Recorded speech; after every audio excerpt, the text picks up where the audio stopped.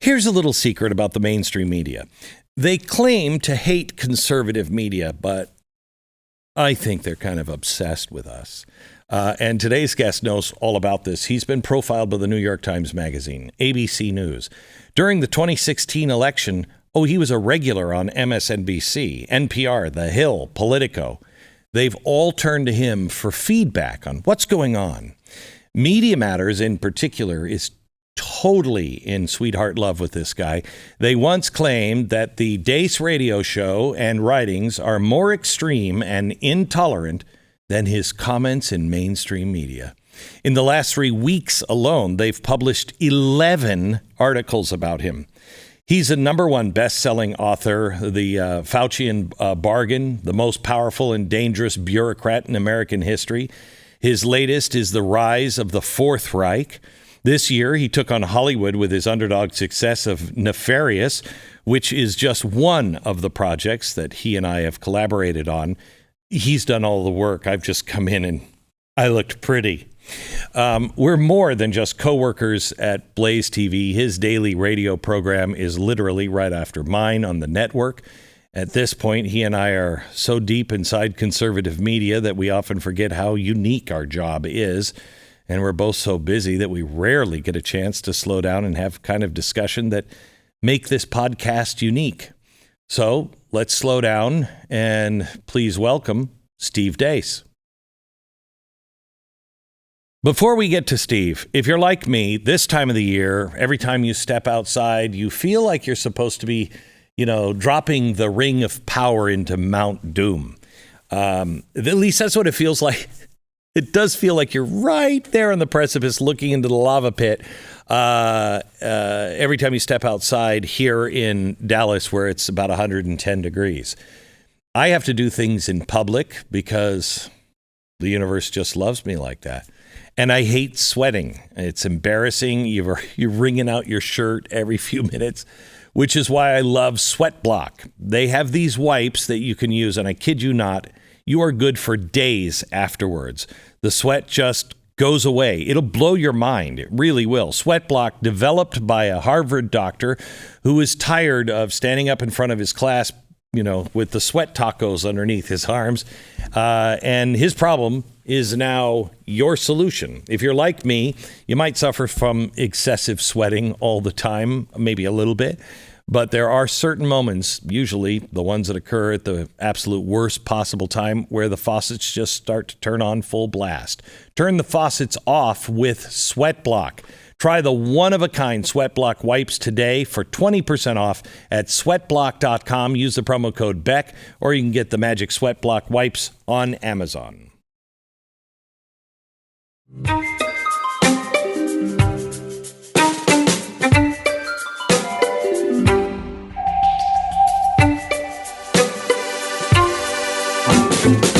Hey, Steve. Hey. How are you?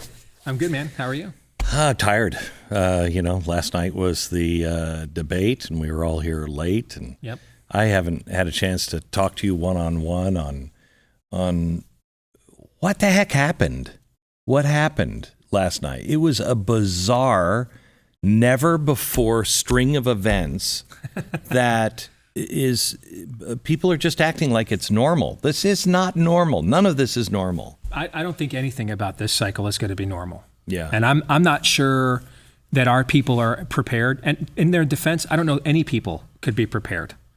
But I think, like, even today, Fulton County originally wanted to have a trial in March, literally right after the DC trial. Now they want to have it on October the 23rd of this year. Be kidding. They announced that just right before you and I started sitting down here to talk. Not clearly a coup, election. And it's an assassination. We don't do Dealey Plaza anymore. Yeah. That's too obvious. Right. So now we use social media and lawfare. We're going to do assassinations that way. And so I in a way, I had very low expectations going in, and I actually enjoyed it more than I thought. I did too. It was one of the first debates. The summit, I thought, changed everything. Mm-hmm. And I was really wondering, how old and tired is this format going to look? Mm-hmm. I actually got a lot of hope out of it. I did, because we needed to break up sort of the stagnant talking points of Team GOP, waste, fraud, and abuse, efficiency. Okay, we've heard all that stuff for 30 years. And Trump came in and broke a lot of that monotony up and brought a flair and a showmanship back to the process. And I think that attracted a lot of new eyeballs. But I do fear now that we are at this existential, we're at like 14 existential cliffs as a people right now on every front.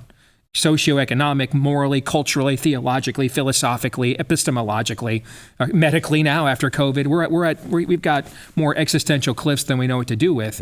And I kind of feel now like we kind of need some of the old time religion back. Like the run and shoot offense was fun for a while, but now we kind of get back to some blocking and tackling. And I thought last night at the debate, we did something. Now I don't know, it wasn't always great, but we actually talked issues.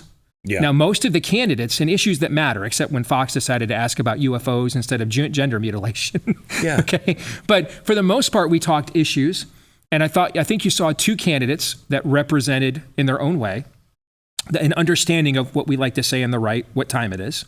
Everybody else I thought was from a different era, politically, a different paradigm and a bygone era. Yeah. And it's I think Biden has really done this. I mean, Trump is, in the same era as Biden, but Biden just looks like Father Time, who has died about 10 years ago. And, when you had Ramaswamy and DeSantis standing there, Nikki Haley at one point said, it's time for the next generation. And I thought of those two, not including her, and I realized, oh my, she's the same age. But she was still speaking kind of the old language. Right. And I think that there was one moment last night that I thought kind of encapsulated this the most. And it was the question on education in the second half of the debate. And DeSantis goes first and talks about how he has specifically confronted things like, critical race theory, the rainbow jihad, and thrown him out of the schools in Florida. And he's probably the only person we know of that's ever done something like that. And so he talks about the specific threats, itemizes them, how I confronted them. And then right after him, Vivek gets to follow up. And Vivek talks about the broader zeitgeist cultural issues that led to the things that DeSantis had to confront. And I thought that 3 to 5 minutes right there between the two of them, where Vivek highlighted the broader issues that led to the fights that DeSantis is now engaged in.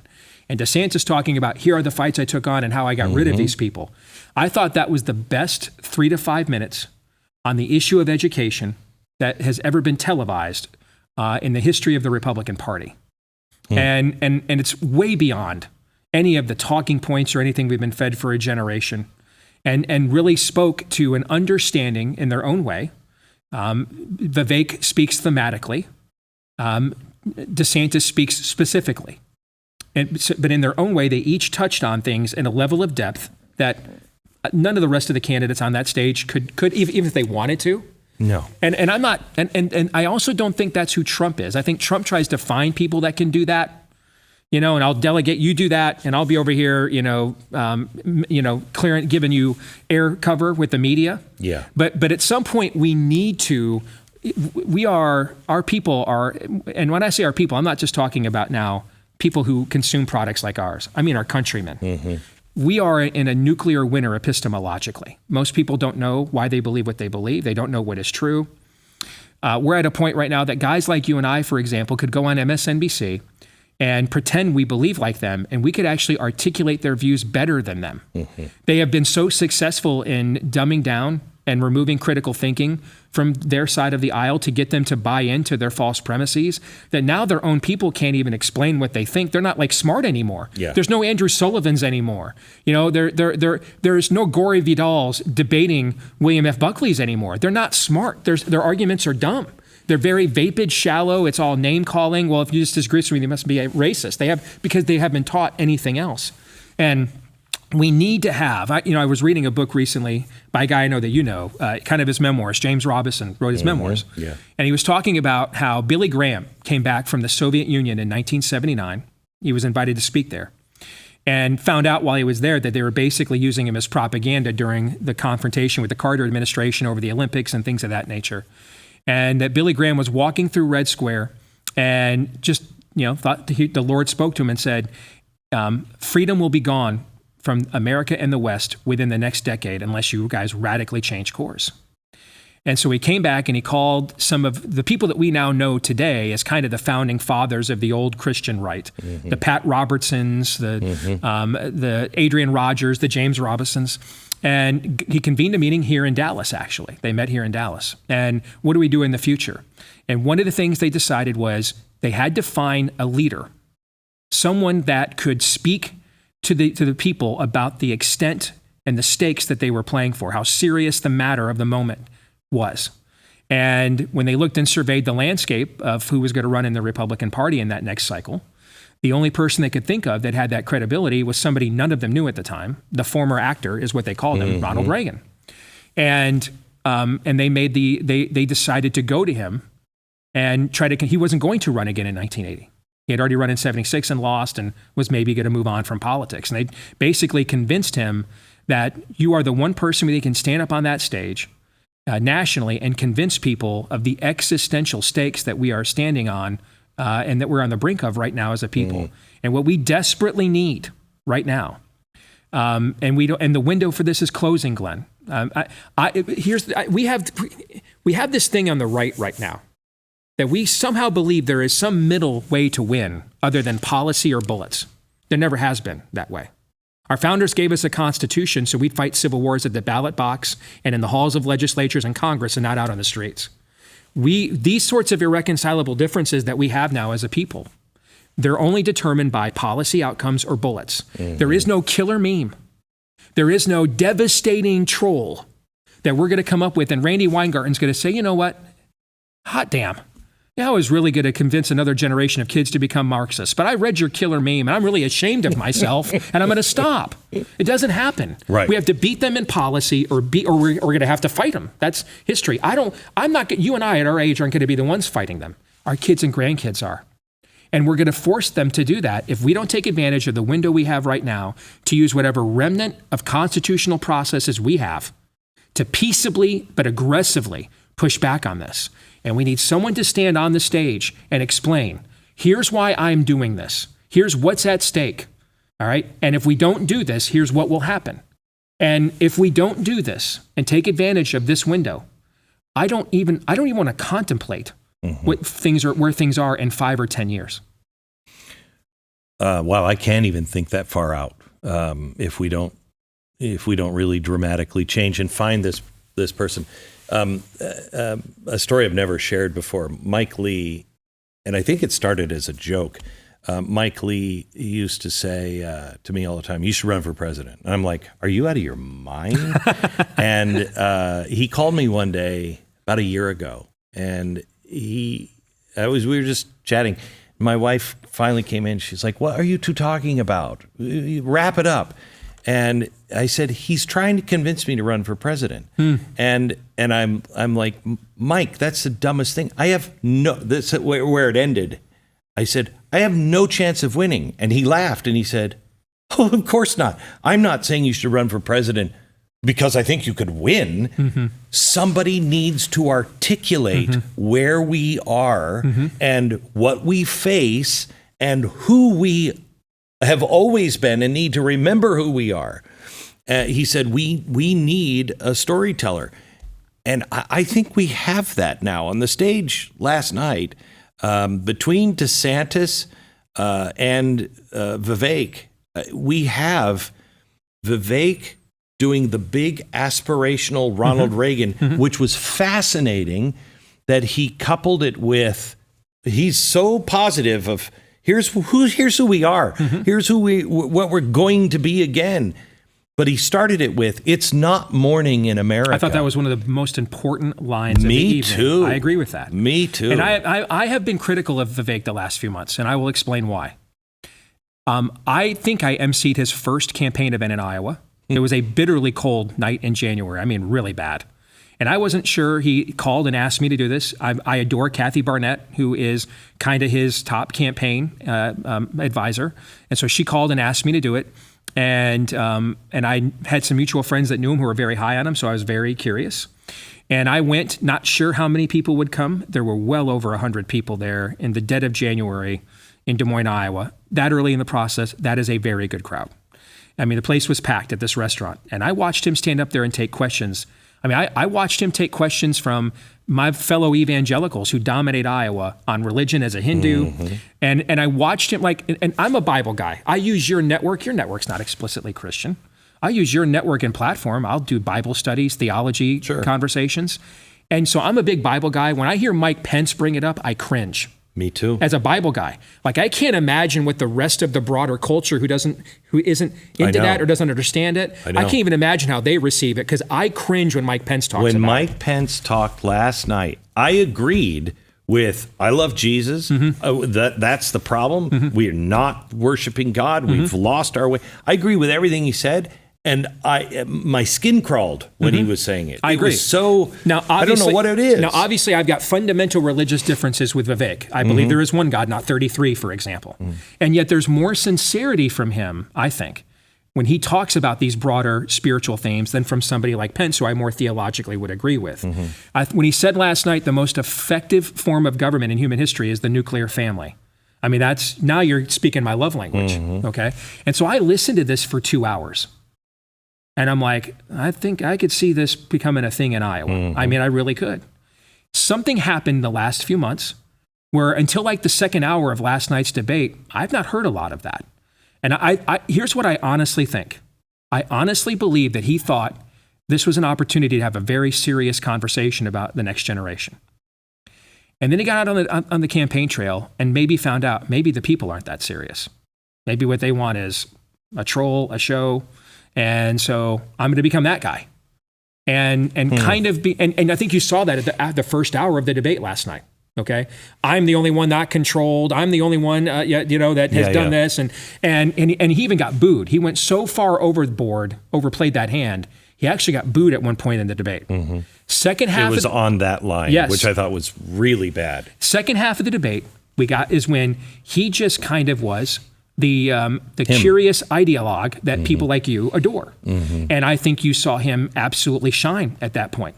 And when I look at DeSantis, I see a guy that understands the broader stakes very well, does not thematically communicate them as well as Vivek, but understands how government works. And Ron DeSantis, to me, do you remember the old SNL skit with Phil Hartman? It was during Iran-Contra. And it was the early years of the Dana Carvey, Chris Farley, Phil Hartman era of SNL. And they did this skit where Hartman played Ronald Reagan, who was like, I don't remember anything. I'm old. I'm losing my memory. Right. And then so Reagan would play this up. Jimmy Stewart, played by Dana Carvey, would come visit him, and he'd act like he doesn't remember when they were in movies together, or doesn't remember his name, right? And then at 7:00, when the White House press corps goes home, switch gets flipped, all right? And the Oval Office is like a freaking bat cave. Yeah. And Reagan is like doing foreign exchange rates for Iranian in his head. Do you remember this skit? Right. It's brilliant. And like Reagan is actually the godfather. He's in complete control. The amiable dunce thing is all an act. And when the TV cameras go off, he is actually in complete and total control all by himself. That's kind of who Ron DeSantis is, actually. He's kind of the guy that doesn't need much of a staff. I mean, he actually enjoys he wants to know where the bodies are buried. He wants to know the specifics. He is eager to exercise power against his enemies and in favor of his ideology. And I thought what you saw between Vivek and Ron last night was two halves of the singular brain that we need right now. Someone who can emotionally speak to the zeitgeist and the themes that are at stake, and Vivek does that exceedingly well. And then someone, though, eventually, it's time, as Jesus said, why do you call me Lord if you do not do what I say, right? Eventually, it's time to grow some fruit on the tree. Who can do the things that Vivek talks about? And that is where DeSantis shines.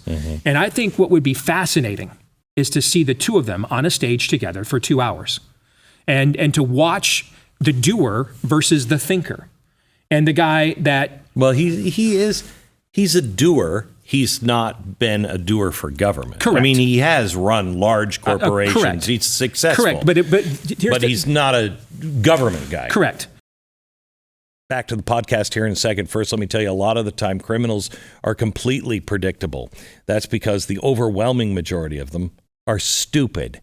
However, that's not true when you're dealing with cybercrime or the Biden family. Every once in a while, they'll pull a fast one in a way that you might not expect. For instance, they can steal your home's title, forge your signature on it, and then own your home. And here's the kicker. When it happens, you might not even know about it for a long time, months, until it's too late. Some people literally have found out when they start getting past due notices on loans they never took out. I know another couple of people that found out when the sheriff was on their door saying, "You're a squatter, get out. This house isn't owned by you." It is something that is a mess and will just destroy many years of your life. There is somebody that actually does this, and this is all they do, is home title lock. They lock in your home's title. You'll have peace of mind that you have somebody watching out for you. Not all criminals are idiots, and even idiots can do this. It's amazing how easy it is to steal the title of your home. Home title lock will protect you and your title. So go there now, and you just go to HometitleLock.com. Use the promo code BECK. Sign up, Home Title Lock. When you sign up, first day, 30 days of protection are free, and you can also find out right away if your home's already been stolen. It's HometitleLock.com, promo code BECK. One of the things we learned about with Trump is that running the government like a business is not easy, first of all. Yes. Okay. Secondly, remember, Trump didn't run like your classic corporation. He ran an empire. He didn't face shareholders, division heads. So he could be that Phil Hartman character. I mean, he could hire and fire in a given day. I'm out. I'm done with you. You're gone. I liked you. I don't. You're done. And when you're running the largest corporation on planet Earth, the executive branch of the United States government, man, that includes the Pentagon, the Department of Justice and everything else, your ability to figure out who's going to run the fiefdoms. I can't watch everything. This is beyond the grasp of one man. It's like Moses, right? And Jethro, his father-in-law, comes to him and says, "This is too much for one man. You've got to figure out who you're going to delegate this to." And so he figured out, I'm going to delegate it to people like Steve Mnuchin and Rex Tillerson, and we all know these names, okay? And they were disasters, all right? Notice where Trump shined. When he could unilaterally act, foreign policy, for example, I can unilaterally direct that. I can walk into a room of Saudi sheiks and declare, here's the new America plan. If you like making money, we'll help you. If you want to be left alone, we'll leave you alone. If you get in our way, we're going to drop Moabs on you. Any questions? And lo and behold, man, we had peace deals we've never seen. He undid 40 years of failed Bush Clinton era, Jim Baker and Madeleine Albright foreign policy, and where he could directly intervene. Judicial appointments, although that still required some level of approval. Okay, executive orders. He did great. Now, of course, Biden comes in and can erase all those executive orders in 10 minutes. But the best parts of Trump's presidency, where he did things for us no one had ever done before, and accomplished things that were way beyond people's expectations, is when he could directly intervene and act. When he actually had to move government, negotiate, move the party, he outsources Obamacare to McConnell and Ryan. It never gets done. He could not, that's because that's not his background. And that's not the kind of business he ran. The kind of business he ran was, I am Commodus in the arena, thumbs up or thumbs down. When he was able to do that as president, he was an A+. When he was not able to do that as president, he was handicapped. So the problem that he had, I think, and he has said this, is he didn't realize this is what he said to me. He didn't realize the scope and how deep the problems went. And he just didn't make his loading of his team the priority. He was going to make that in the second term. But now I'm not sure if he can get enough people. I mean, we're talking thousands of people that are going to be reporting directly to him or somebody else that is supposed to, be taking care of his vision. I don't know who can find these things on their own. It's going to take a tremendous team, and a team that is not from the swamp, not your usual players, and people with just nerves of steel. You saw this with Reagan. When Reagan came from California with Lynn Nofziger and Michael Deaver, when he came, Ed Meese, when he brought the California team with him in his first term, he revolutionized the political landscape. Now, it wouldn't look revolutionary to us 40 years later, but judging from where the political system was in 1981, it was very radical. Then what happens? The second term, a lot of those people go home, man. They're tired. Washington is a grind. They want their lives back. And now kind of the Howard Bakers And those kinds of people now begin to take over. And now we're going to give big pharma a lifetime exemption. Now we're going to do amnesty that loses California and turns it into the worst blue state in the country. And so personnel, this is the old Morton Blackwell line from the Leadership Institute. Personnel is policy. Your ability to identify personnel. And this gets back to the conversation with the lawfare against Trump. So a friend of mine, Jenna Ellis, who was one of the president's attorneys, and had no clue. Jenna had no clue she was going to get indicted in Fulton County. No heads up. No one called her. No one asked her any questions. She was just hanging out on Twitter the day the indictments come down and reads on Twitter, her name is in it. She was just stunned and blown away. So now she's got to scramble, all right, to come up with the money for an attorney. Because of the likelihood you'll be disbarred, discredited, because you're representing anybody associated with Trump. All right, this is like, working, this is the legal equivalent of managing a convenience store in South Central LA, third shift. All right, you're going to pay those guys a lot more an hour than you're paying people working, at 8 o'clock in the morning, because it's a lot more dangerous. Correct. All right, and so she was quoted as much as $1 million retainers. She finally got a competent attorney who would do this for a $50,000 retainer. That was the cheapest she could find before we got to the billable hours. She's been told to keep her out of prison, it'll cost a minimum of $500,000. Now, she's at the low end of this RICO case that they're trying to do in Fulton County. What's it costing Rudy Giuliani and the people at the top end? I've been told by a little birdie, John Eastman's legal fees are already over $2 million. How many people that you and I both know a lot of people that worked in the Trump administration. How many of those people can afford the lawfare of being Trump adjacent? And that's Nobody. We have to ask ourselves, can he form an administration? If he were to, let's say he beats all these, he's got 41 indictments. That's a lot. Let's say he beats them all. Let's say he convinces the normies and independents to come back to him that we've lost the last 3 elections and pulls all of that off. That's an incredibly tall task, but let's say he does it. Who's then willing to go? You think these people are going to say, you know what, you beat us again, so we're just going to go ahead and beat our swords into plowshares now and let you govern? No, they're going to triple down on what they did before. What competent people will want to go in there knowing that the minute they sign on to a letterhead that has Trump's name on it, I'm looking at walking out of here, not making millions of dollars writing my memoirs of working in the White House, but spending millions of dollars on legal bills. There's a reason why a lot of the best people, and I'm not talking, the Steve Mnuchin or Jared Kushners, people that we liked. There's a reason why even the people that we liked are not formally with the Trump campaign while they're supporting him publicly, because they can't afford what's going to happen to them because of that. And I think that these are the kinds of questions we have to consider, and nobody wants to talk about them. And I understand why it's uncomfortable. We shouldn't be talking about these things. It's a friggin' disaster that we are. But we're sitting here right now, and who can say right now that at this time, I think it's 326 days until someone will give the acceptance speech at the GOP convention in Milwaukee next July 18th.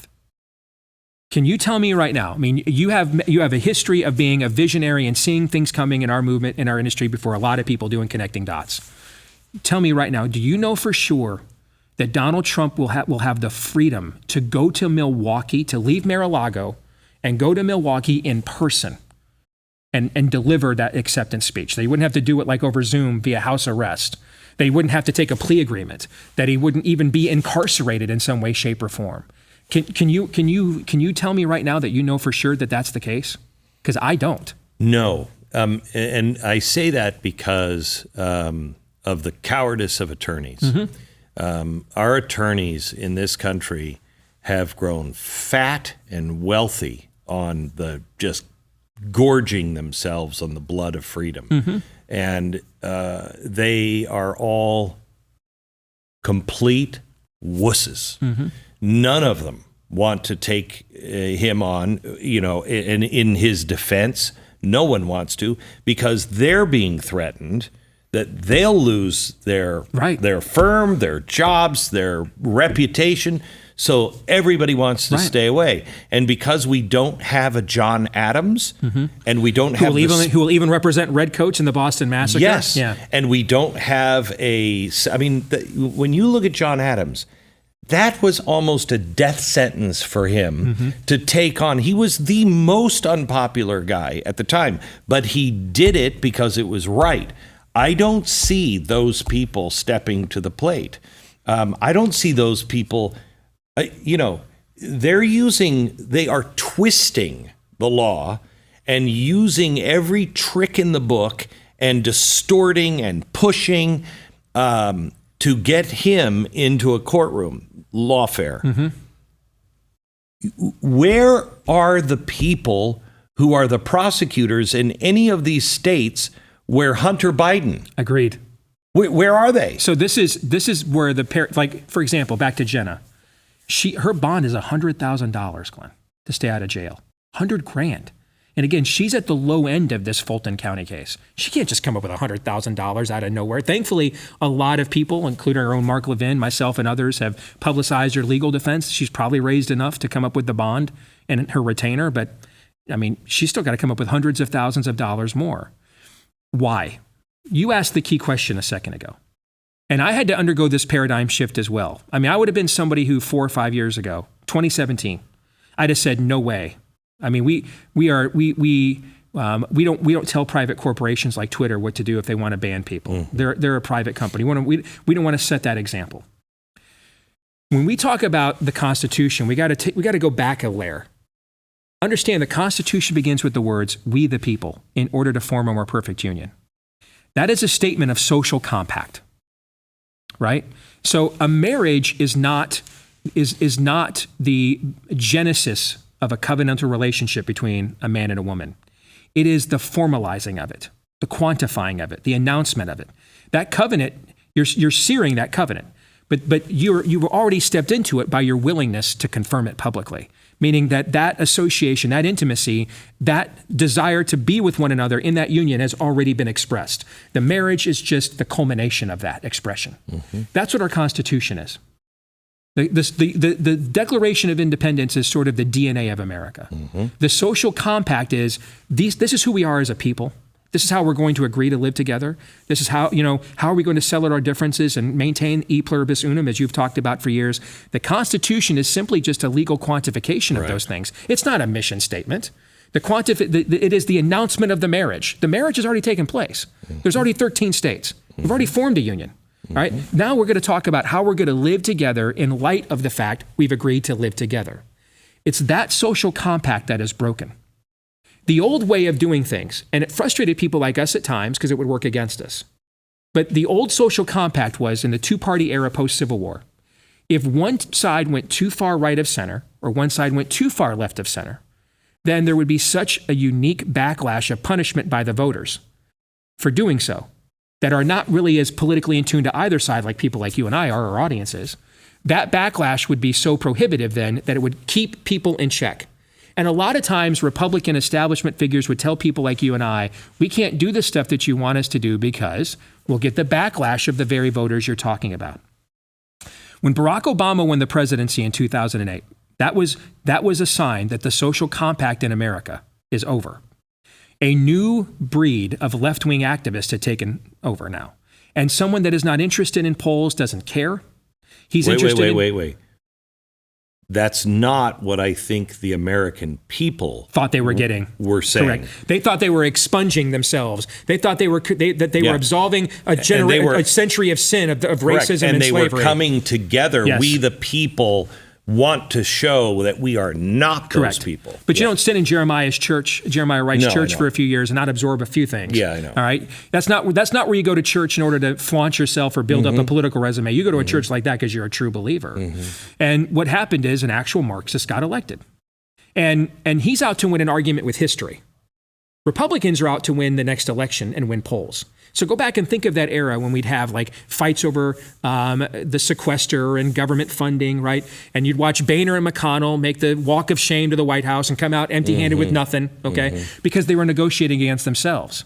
Remember when Bill Clinton got annihilated in 94 and the next State of the Union he gave in 95, what was his opening statement? The era of big government is over. He heard the voters. He saw the backlash. The second term of Bill Clinton, we got the Defensive Marriage Act. We got balanced budgets. We got 3 strikes and you're out for criminals. We got welfare reform. You couldn't be on welfare for more than 2 years. These are the kinds of things the Republicans did these. The racist, misogynist, xenophobic, homophobes. Bill Clinton did them all in the second term. That's a different era, though. He represented a different era. A new generation of left-wing activists is what Obama represents. And so Obama was not deterred by he got a 94-like annihilation in 2010 by the Tea Party, didn't care.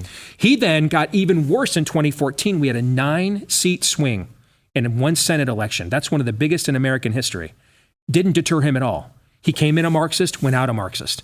He was out to reshape the country. He's a crusader on a mission. And so therefore, your traditional ability of deferring, we maintain our constitutional fealty. We let them go radical, and the voters will step in as referees and punish them for overreacting and overreach. That doesn't happen any longer. And this last midterm election, when you saw me nearly have a nervous breakdown sitting next to you on the stage that night, was the final proof of that. And that's why I was having a nervous breakdown, because there's no more excuses. Now we don't have the Trump excuse, the mean tweets. He's not on the ballot anymore. They're literally out there wearing unitards and pitchforks, open demonic, we're going to gender mutilate your kids. If there was ever a moment the normies would have come home and said, like they used to, and they would have said, okay, that can't happen. We can't have Hillary care. We can't have Obamacare. If there was ever a moment that the normies would have come home and said, time for a backlash midterm election, man, this would have been the one. I was convinced we were going to have it. Not a single meaningful incumbent in America lost. It was like the most pro-incumbent midterm election in modern history after all the hell they just put us through. And what broke me was that realization, like, oh, the old system is out now. We're going to have to actually punish, we're going to have to elect Republicans that will punish Democrats. We can't trust the voters anymore. We have to elect Republicans that will do this, that will now take the power we give them. The old social compact of this is e pluribus unum is broken now. And now this is a full-out cold civil war. And what we need now is, and how did we win the last civil war? Reagan understood there were men in the Kremlin who looked at the weakness of the United States and actually thought they could win a nuclear war. He had to create a deterrent so there would be mutually assured destruction. You understand, no one wins this. Okay, you cannot win. You fire 100 at us, we'll fire 1,000 at you. Okay, you can't win. All we'll do is just turn this thing into a dust bowl for cockroaches. No one can win. And we are going to have to elect Republicans, Glenn, that will do that. And you kind of alluded to it a minute ago. All right, where are the red state AGs? Where are the red county AGs and places where Hunter Biden took a dump once? Or drove through your state once and you got it on camera. All right, hey, that's residency. We got you. Okay. Where is the equal lawfare to say, if you do this to us, we will do this to you. Are you sure you want to do this? What's happening right now is there is no mutually assured destruction. Correct. They think they can do whatever they want to us and get away with it. And they can. And they do. And the voters have checked out. They're not going to hold them accountable anymore. And one of the big reasons why is they just don't like Republicans. They don't think Republicans will do what they think. It's funny, if you look at the midterm elections, who were the Republicans that actually won?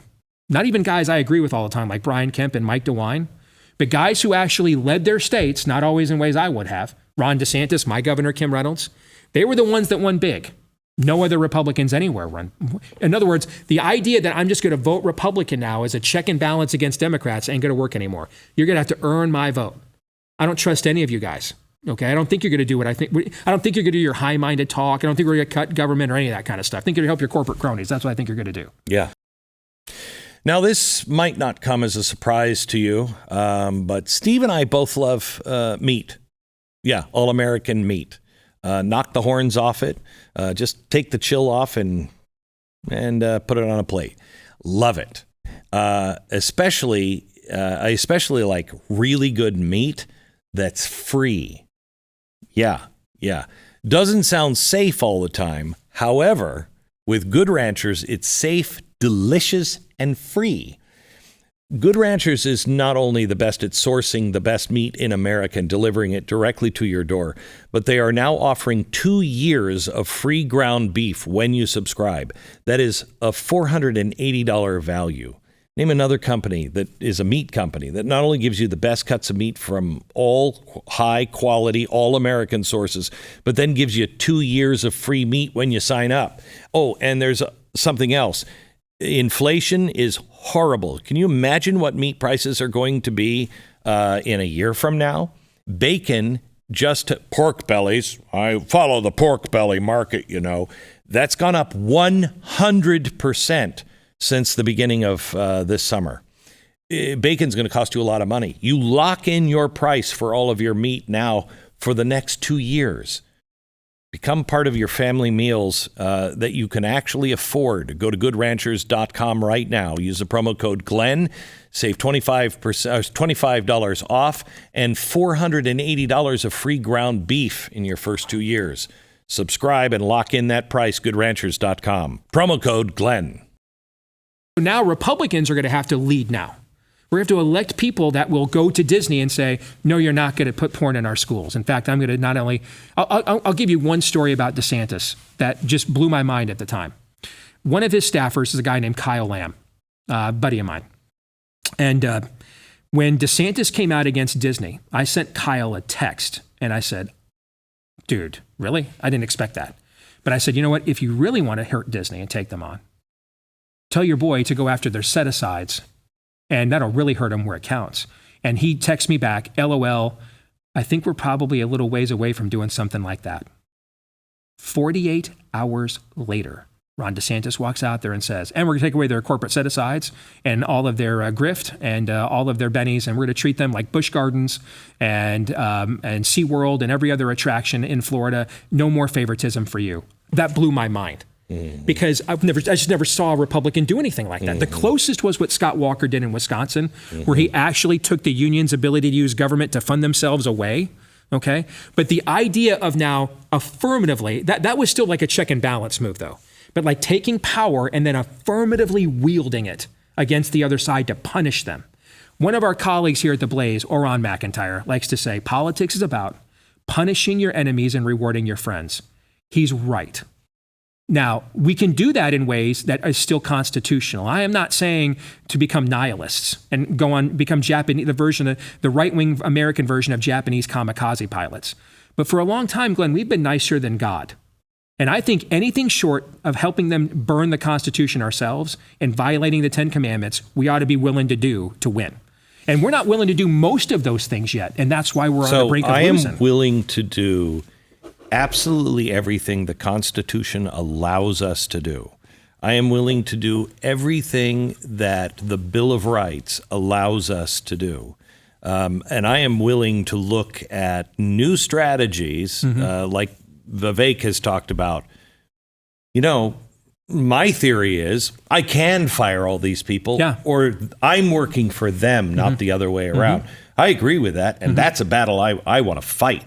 But I'm not willing to become everything I despise. I agree. And 0 times 0 is still 0. Right. And so we are, my fear is that we either continue to elect people like Mitch McConnell, who we're over, or we, because hunger is coming.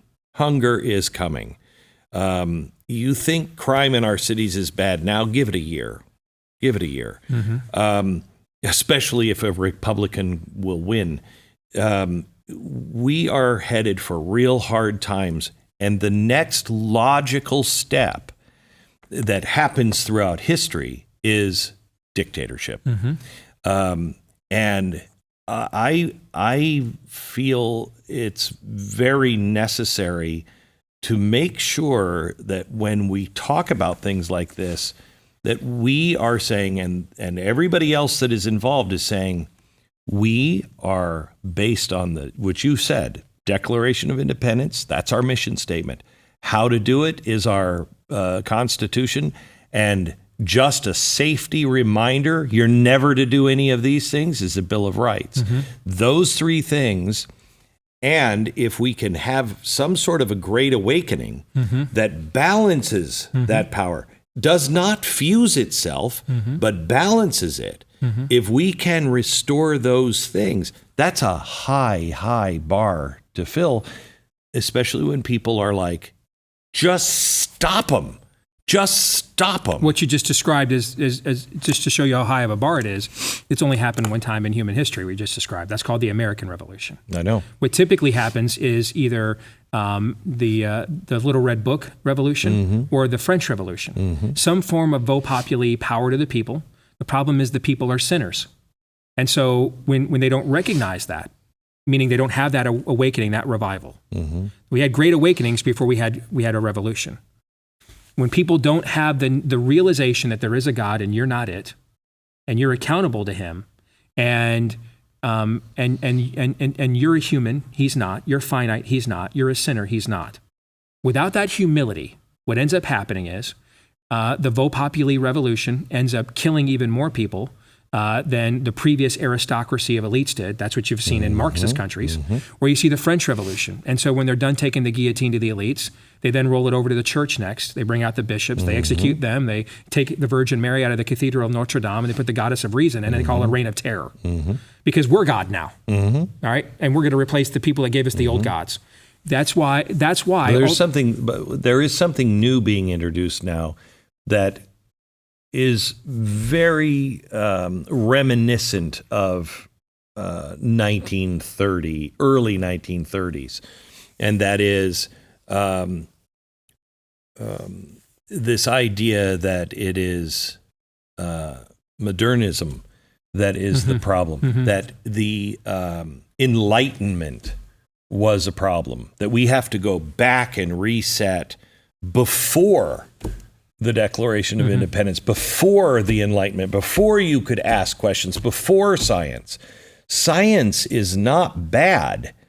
It is the idea that the scientists now believe they're God. Yes. That's they're problem. No longer seeking truth, they're conjuring it. Correct. Yeah, you're describing, that's progressivism, that's regressivism. It is going back to a pre-Judeo-Christian understanding of the world, basically. Correct. And if you go and say, in Germany, it could have been very easy to go and say, you know what, it's these doctors, it's these nurses that really got us into trouble. Because it was. It was the medical establishment. But they knew it was the people's philosophy that had gone. It's not science. It's the people's philosophy that are in science. And so what's new here, I think, that you add to what you were just saying is there are many people on the right, too, that are now starting to say none of that is any good. Right. None of the Declaration of Constitution. We have to go before questioning of anything to be able to come back. That's a slaughterhouse as well. I agree. One of the things I am frustrated by, I don't believe, and this last election again broke me, because I don't believe, I don't like saying this, okay? But I don't believe there is literally anything the system could do to Donald Trump that would make the independents and normies that have deserted us the last few elections and who have made it clear they don't like him suddenly say, you know what, you masked my kids, you told me I had to take an experimental shot in order to have a job, and you locked down my church, and I don't really care about all of that. But you know what? This billionaire that you're persecuting now, that's suddenly a real issue for me, despite the fact I voted for a dementia patient who gave me the worst new car market in American history and the most expensive housing market in American history.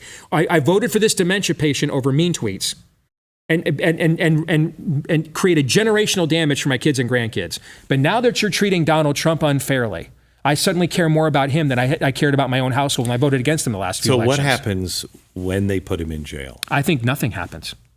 I think we will meme. I think that we will, the amount of mugshots that I saw trending today, people coming up with their own Trump mugshots for fun, that I saw on conservative Twitter. Again, a lot of people think this is a show. I saw a YouGov poll last week that showed only 12% of Republicans think Trump will be convicted. A buddy of mine who works for a governor, a Republican governor, was at the gym the day of the D.C. indictment. And he was there with a bunch of his buddies, and they're sitting around the TV watching it in between sets. And he looks at him and he says, "You guys know that they're going to convict him, right? This is Washington, D.C. It's a gulag. It's not a jury." Mm-hmm. And his buddies looked at him. These are his buddies. "Oh, no, man, Trump's got a plan. It's a show." Okay? No. And I think we are not as serious as our enemies are. They are serious as a COVID jab induced myocarditis heart attack. Mm-hmm. Very serious. I think we think this is a show. I think we think that some form of normalcy will just kind of organically return. And I think it's because we're very comfortable. And I was in May, I was invited to a meeting of some Christian ministry leaders from around the country. And we all agreed politics stays away for now. Let's just talk about where the country is spiritually and where we think things are going. And we just got together, prayed together, talked, had a very blunt conversation. And one of the senior members of the leaders that were there got up towards the end, almost like Benjamin Franklin, man, in Independence Hall kind of stuff. He's one of the oldest guys there. Mm-hmm. And he got up and he looked at us and he said, "There's been a lot of talk about we need revival. And I've said on my show for years, it's revival or bust, right?" He goes, "Everybody here is talking about revival." He goes, "Just make sure, do you guys truly understand what you're asking the Lord for if you ask for that? Because he cannot send revival to us right now. We're too comfortable. We'll reject it. All right? We don't think we need him. We think we got this figured out. We're all good to go. If we just nominate the right Republican and win the next election, or if I get the right job, if I marry the right person, my kids get in the right school, we'll get this whole thing fixed." He goes, I desperately agree this country's needed revival. He said, "than at more time than all my 70, 80 plus years. But understand what you're asking the Lord to do. If we want revival, is to humble. We have to be humbled first." Yep. And he said in the 17th and 18th century, we had awakenings alongside normal American life without a lot of civil disruption, because we weren't as prosperous and comfortable as we are now. Correct. There wasn't a such thing as a teenager in 1812. All right. Nobody during the 18th century Jonathan Edwards revivals had a social media account that they were monetizing. Right. I mean, life in and itself was far more uncomfortable than anything we could tolerate today. So awakenings without a mass amount of civil unrest could be possible because the people were much humbler back then. We're going to have to be humbled quite a bit. And so if we truly want revival, he said, things are going to actually have to probably get markedly worse than they are right now. They will. And that froze me. I hadn't even thought about that because I'd always looked at the past and when awakenings happen, and they happen within the largely normal aspects of American life. But this is not the same American life as 300 years ago. One more segment with Steve here, but first let me tell you about Relief Factor. If you've lived in pain, and I mean real pain, for a long time, it so quickly wears you out. I did something to my back and I really screwed it up, and I've got a bad back already, and I don't have pain most of the time. Can't feel my legs, but most of the time I don't have any pain. Relief Factor takes care of that for me.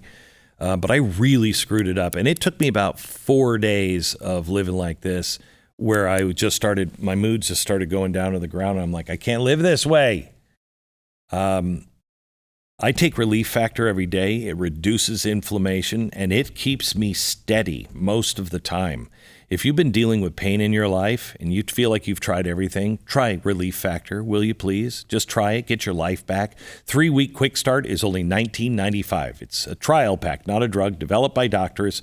Try it now. $19.95, 3-week quick start, relieffactor.com, or call them at 800-4-RELIEF. Look, I think the Lord's been trying to humble us since 9/11. And we just keep getting more and more arrogant. Mm-hmm. And in everything we do, we try to prove to him we're God and we don't need you. The reason why we have the society we have is because we've lost humility, because we've lost gratitude. Mm-hmm. I mean, I get up every day and there will be something in my life that happens. And it doesn't have to be grand. It can just be standing someplace and looking at just the technology of everyday life.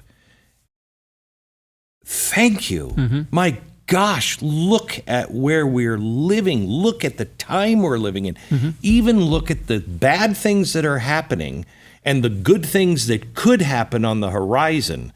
All of this, no one has lived like we are living right now. I know. And because we just take it and go, yeah, it's always going to be like this.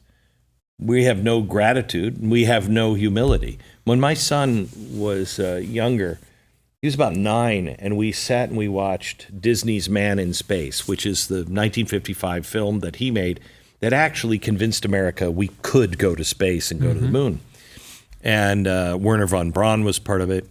And the next thing that was up was Man on Mars, and also a Disney thing. And I said to my son, it'll be amazing when we go to Mars.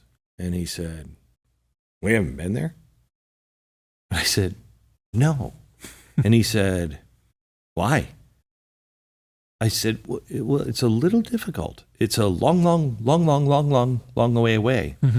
And I realized everything is possible to them.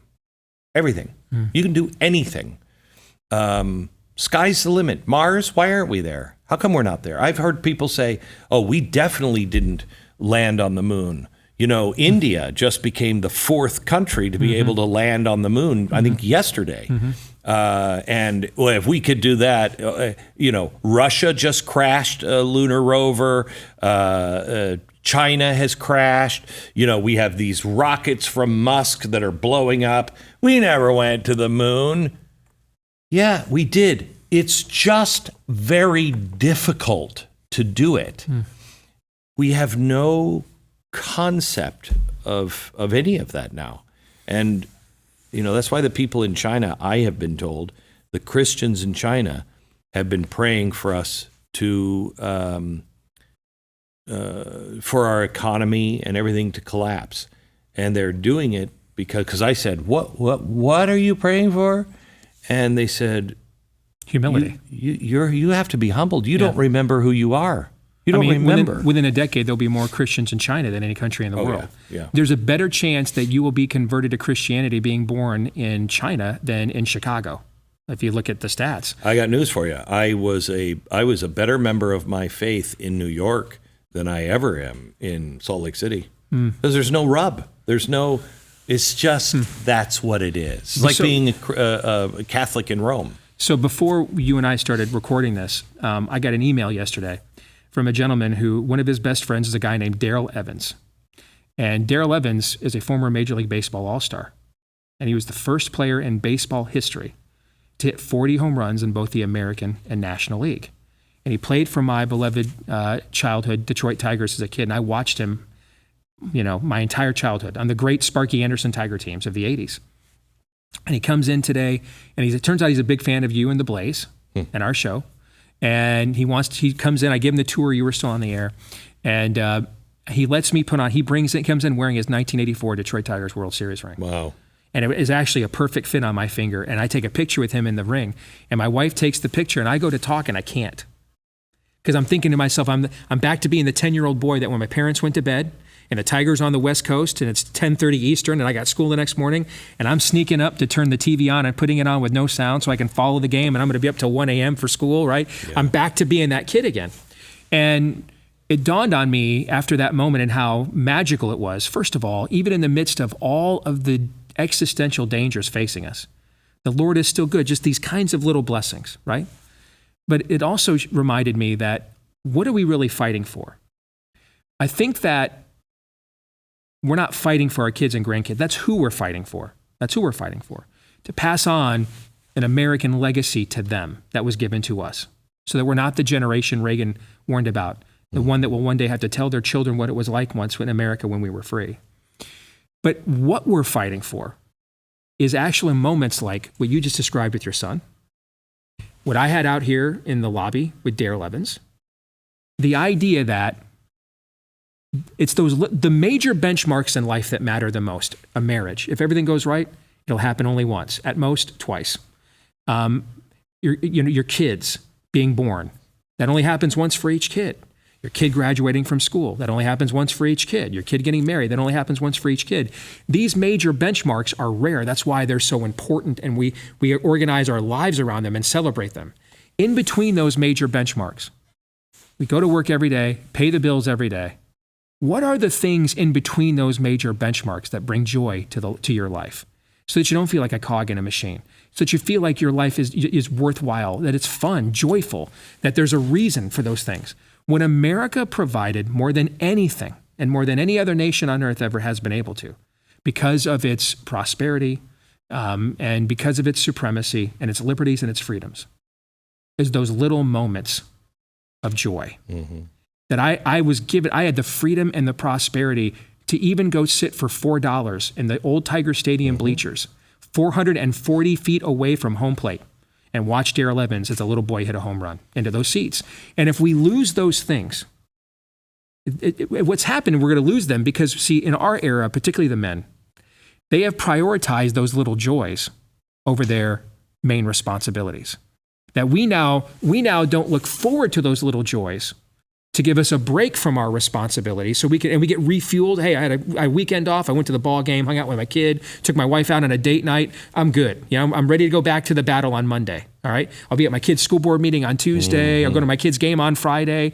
All right, we've flipped our priorities now, particularly the men. Now they know more details about their fantasy baseball team than they do their legislature. Now they know more details about their leisure pursuits than they do their priorities and responsibilities. And because of that, because our priorities are out of order, we're now in danger of losing both. You're now in danger of everything's politicized now. Even your leisure pursuits are politicized now. And so because we're not engaged generationally, we're not in the fight generationally, particularly the men, and the leisure pursuits are an ends and a means to themselves. They're the goal, okay? Not a break. They're the goal. And we're in danger of losing all of that. That's really your museum is a testimony to this.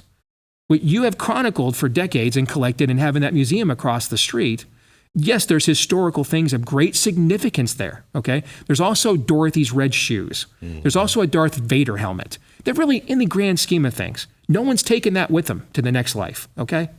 But until we get to that next life, it's actually those things that give us joy to keep going, to finish the race, as St. Paul said, to keep going, to not quit, to keep fighting, to encourage us.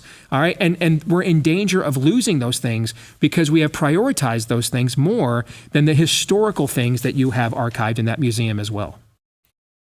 Without knowing it, I think you explained why we collected those things last. We didn't collect them at the same time. We focused on the really important. And then when we had enough of that as our center, it's like, John Adams said, I'm doing this now so my children can study mathematics and everything else, so they can build an art, gallery that their children can appreciate art. But right now I can't do any of that. Because I'm just trying to have freedom and opportunity to work. Like my son, we had a moment this summer. My son had a lot of days this summer, had to get up and go to off-season conditioning for football at 7 a.m. in the summer, work out in the heat, then come home, go to lunch, and then go to work, where he worked outside for a company that did inflatables. And he was often putting in 7, 8, 9 hours in the heat all summer long. And he'd come home at night, and I'd be like, you want to hang out? You tired? What do you want to do? He's like, I'm tired. I kind of just want to, play Skyrim. Do you care? I said, you know what? You can play Skyrim for the next 3 hours. You know why? Because you got up, went to football practice, worked out for 2 hours there, came home for lunch, went to work, worked another 6 hours. You handled your business first. Your time is yours. That is your leisure time. You may do what you want with it. You earned that time. What we want to do in our era now is flip it. Yes. And the leisure time now is actually what we want to do during the day when we're supposed to be productive. Correct. All right. And then by that point in time, it's too late and our priorities are out of order. And I think God is going to have to humble us where those priorities are concerned to bring us to a place where our hearts are ready for revival.